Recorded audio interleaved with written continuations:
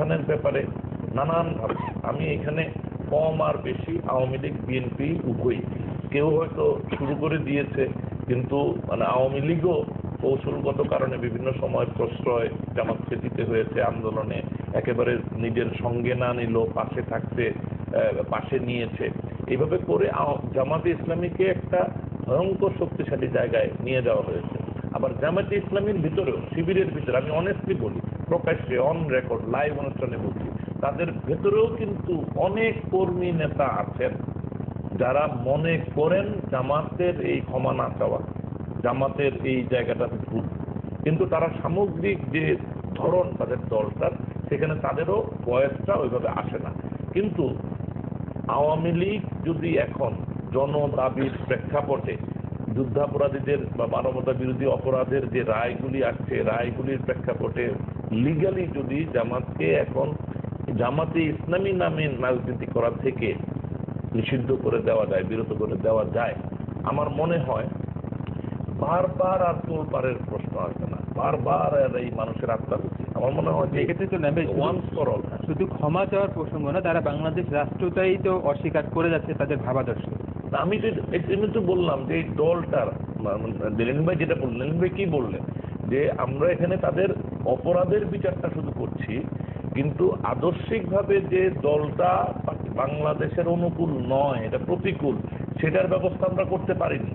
উনি তো প্রেক্ষাপটটা বললেন, আমি তো সেই জায়গাটাই বলছি, সেটা করতে গেলে আমার যেটা মনে হয় বিএনপিকেও কনফিডেন্সে নিতে হবে। বিএনপি আসতে চাইবে না, বিএনপি ক্রেন দিয়ে টেনে আনতে হবে, কৌশল করে আনতে হবে, এবং জামাতে ইসলামীর এই নামে রাজনীতি বাংলাদেশে নিষিদ্ধ করতে হবে। কিন্তু জামাতে ইসলামী শিবিরের ভেতরেও আমি মনে করি বাংলাদেশের প্রতি অনুগত, বাংলাদেশের প্রতি ভালোবাসা আছে, সেরকম প্রচুর মানুষ আছে। এটা আমি না, শুধু আমাদের মুক্তিযুদ্ধের ইভেন ঘাতক দালাল নির্মূল কমিটির অনেক নেতৃবৃন্দ আমাদের সাথে বিভিন্ন টকশোতে এইগুলি বলেছে, তারা যোগাযোগও করেন আমাদের কারো কারোর সাথে। আমি বলছি যে এখন সময়টা একটু পরিপক্ক হয়েছে বলে আমার কাছে মনে হয়, অনুকূল। আমি একটা সাপ্লিমেন্ট করি, প্লিজ সাপ্লিমেন্ট করি এইটা, যে এটা ঠিকই আছে যে দুইভাবেই কিন্তু জামাতকে নিষিদ্ধ করা যায়। একটা হচ্ছে যে একটা এক্সিকিউটিভ অর্ডার দিয়ে জামাতকে নিষিদ্ধ ঘোষণা করা হলো, যে তারা যা কাণ্ড কারখানা করেছেন, যেই কারণে আমরা মুজাহিদিনী ওই যে অন্য দলগুলোকে আমরা ইত্যাদি করেছে, সেই কারণেও কিন্তু এটা এনাফ হয়ে তাদেরকে নিষিদ্ধ করা। কিন্তু অলরেডি আপনারা ইন্টারন্যাশনাল ওয়ার ক্রাইম ট্রাইব্যুনালসে তাদের একটা অবজারভেশন কিন্তু তারা দিয়েছে। দুটো কাজ ইতিমধ্যে একটা কাজ ইতিমধ্যে হয়ে গেছে, যে তারা আপনার কোর্টে তারা হেরে গিয়ে সেখানে তাদের যে বৈধ দল হিসাবে নির্বাচন কমিশনের যে রেজিস্ট্রেশন না হয়, সেই রেজিস্ট্রেশন তারা বাতিল হয়েছে, এখানে আপিল বিভাগে যাবে, এখন কোর্ট এটা ডিসাইড করবে। কাজে একটা তারা কিন্তু নির্বাচনে আরো অংশগ্রহণ করতে পারে, কিন্তু সন্ত্রাসী দল এখন যত মানে যদি ইভেন আজকে কালকে ধরে নিই যেকেবারে বিএনপির দাবি অনুযায়ী তত্ত্বাবধায়ক সরকারও হয়ে যায়, জামাতের কিন্তু নির্বাচনে অংশগ্রহণ করার সুযোগ নেই। কাজে ওইটা একটা ব্যাপার। আরেকটা হচ্ছে যে ওয়ার ক্রাইম ট্রাইব্যুনাল তাদের একটা অবজারভেশন দিয়েছে, তারা জামাতে ইসলামের ভূমিকাকে নিয়েও কিন্তু মনে করছে যে এটা বিচার মনে করছে না, এটা বলেছে। কাজে এই যে বিচারের যোগ্য জিনিসটা আমাদের মনে হয় যে এইটাও আমরা আজকে যেহেতু একটা সামগ্রিক একটা প্যাকেজ চলতেছে এই বিচার প্রক্রিয়ার মধ্যে, আমরা সেটাও আজকে কেবল এক্সিকিউটিভ অর্ডার দিয়েই কেবল করতে পারি তা না, আমরা দেখি যে হ্যাঁ এটা যে ট্রাইব্যুনাল তারাও এটা আপনাকে কগনিজেন্সি নিয়ে এটারও একটা বিচার বিরতির পরে আপনার কাছে আসলে কিন্তু আপনার নুরেমবার্গ ট্রায়াল তারা সেখানে কেবল ব্যক্তির বিচার করে নাই, তারা কিন্তু ওই অপরাধেরও বিচার করেছে এবং অপরাধ সংগঠিত করার জন্য যে আইডিওলজি তারও কিন্তু বিচার করেছে। আচ্ছা স্যার, আপনার কাছে আসতে চাই ওনাদের দুইজনের আলোচনার পরিপ্রেক্ষিতে জামায়াত ইসলামী সম্পর্কে আসলে এখন এই ওনারা বলেন যে পরিপক্ক হয়েছে সময়টা, আপনি কি মনে করেন? দেখুন, আমার একটা চিন্তাধারা, একটা আন্তর্জাতিক নিরাপত্তা বিষয় হিসেবে আমি মনে করি যে একটা ব্যাপক জনগোষ্ঠী এই চিন্তাধারায় আবৃত।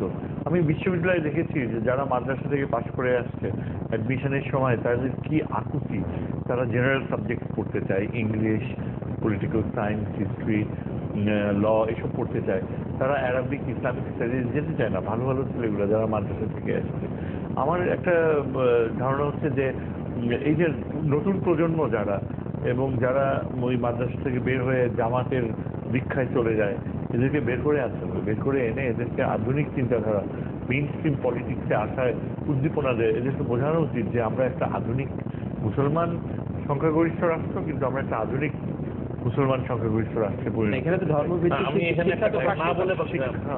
দিলীন ভাই হয়তো একমতই হবেন, যদি অপশন দেওয়া হয়, অপশন যে এই হচ্ছে মাদ্রাসা, এই হচ্ছে স্কুল, মাদ্রাসায় যা যা সুযোগ সুবিধা অ্যাভেলেবল, আমার সেকুলার এডুকেশনে যদি সেই সুযোগ সুবিধাগুলি দেওয়া হয়, মাদ্রাসাগুলি অন্ততপক্ষে এন্ট্রি শূন্য হয়ে যাবে প্রায়। কারণ মানুষ কিন্তু মাদ্রাসায় যায় মানে এমন কতগুলি ফান্ডামেন্টাল অভাব অভিযোগ থেকে, যেটার সমাধান আমাদের সেকুলার এডুকেশন দেয় না। যে ভাত কাপড়ের একটা ব্যবস্থা, তারা কিন্তু খুব ভালো খায় না মাদ্রাসায়, আপনি গিয়ে দেখেন, আমি গিয়ে দেখেছি, খুবই মানবেতর জীবন। এই মানবেতর জীবনের যে 2 বেলার অন্ন একটা বাটির মধ্যে, এইটুকুর ব্যবস্থাও যদি আমরা সেকুলার এডুকেশনে করতে পারি, ও যেগুলি ঢুকে গেছে তাদেরকে মেইন স্ট্রিমিং করার এক ফর্মুলা, আর যাতে ওইদিকে বাধ্য হয়ে যেতে না হয়, সেটাও কিন্তু আমাদের জাতীয় দায়িত্ব। নইলে ওই কেন আমরা এই হিসাব শুনি যে আওয়ামী লীগ 96 থেকে যখন ক্ষমতায় ছিল তখন সর্বাধিক মাদ্রাসা প্রতিষ্ঠিত করেছে আওয়ামী লীগের নেতৃত্বে। তো এখন আমাদেরকে এগুলি ভাবতে হবে যে আমরাও তো দায়ী, সুতরাং এদেরকে উদ্ধার করার যেমন ভাই যেটা বললেন ওইটা আমার কাছে মনে হয় যে এরা যতটুকু না আমাদের দেশের ক্ষতি করছে, তার চেয়ে অনেক বেশি এরা একটা নিপীড়িত জনগোষ্ঠী। নিপীড়িত কি অর্থে? যে মানুষতাত্ত্বিকভাবে এদের মেন্টাল যে রেভলিউশন, মানুষের যে ব্যক্তির যে সত্তার বিপ্লব, ব্যক্তি সত্তার যে ক্রিয়েটিভিটি, এই সুযোগটা তাদের নেই। তাদের চেন দিয়ে আটকে রাখা হয়েছে, মাইন্ড ক্লোজ করে রাখা হয়েছে।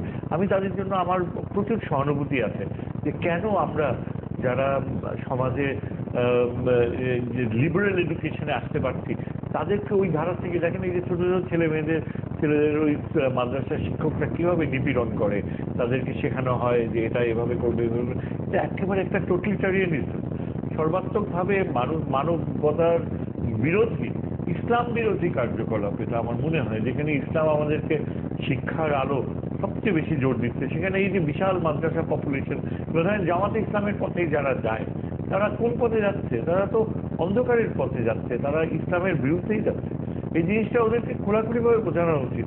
কারণ তাদের এটা মনে করা উচিত না যে এটা বোঝানোর চাইতে আমি মনে করি আমরা দায়িত্ব নেওয়া উচিত।